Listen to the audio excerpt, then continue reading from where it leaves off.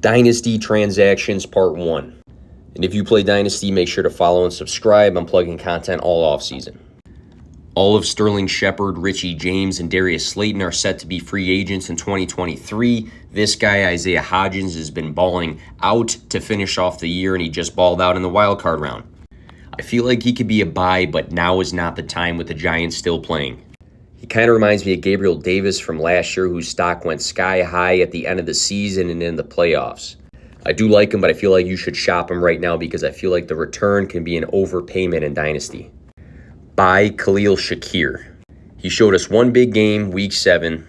He had some decent involvement in the wildcard round. Good receiving profile out of Boise State. I feel like Khalil Shakir can take over that slot position in the future for Buffalo, which is huge because he's attached to Josh Allen. Capitalize on the value and sell Isaiah Pacheco. He's been the lead rusher for Kansas City this season. His value has increased a ton. He's only played 2 games over 50% of the snaps, though. Jerick McKinnon eats up all the passing work. Clyde Edwards-Helaire, who was a former first-round investment, has been on the IR. Maybe he could have came back and stole some touches. 7th-round running back, I don't think he's going to be given the full keys to the running back room for next season. I can see it being a committee approach. Buy Deontay Johnson in the dip.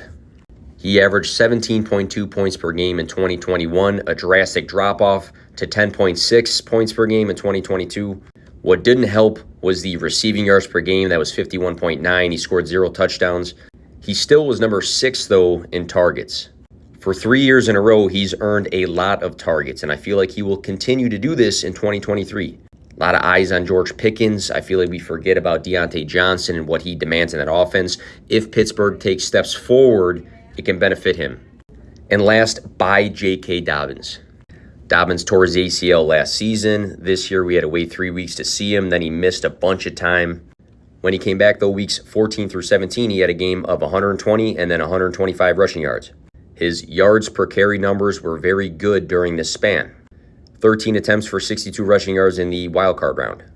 We've seen guys like Dalvin Cook and Saquon Barkley need a full season before their true bounce back, and I feel like 2023 could be the J.K. Dobbins bounce back, even with Gus Edwards still hanging around next year.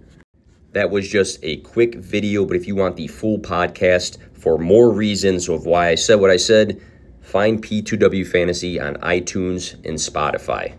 It's a 10-minute episode. It's well worth your time and it includes much more details in this short video.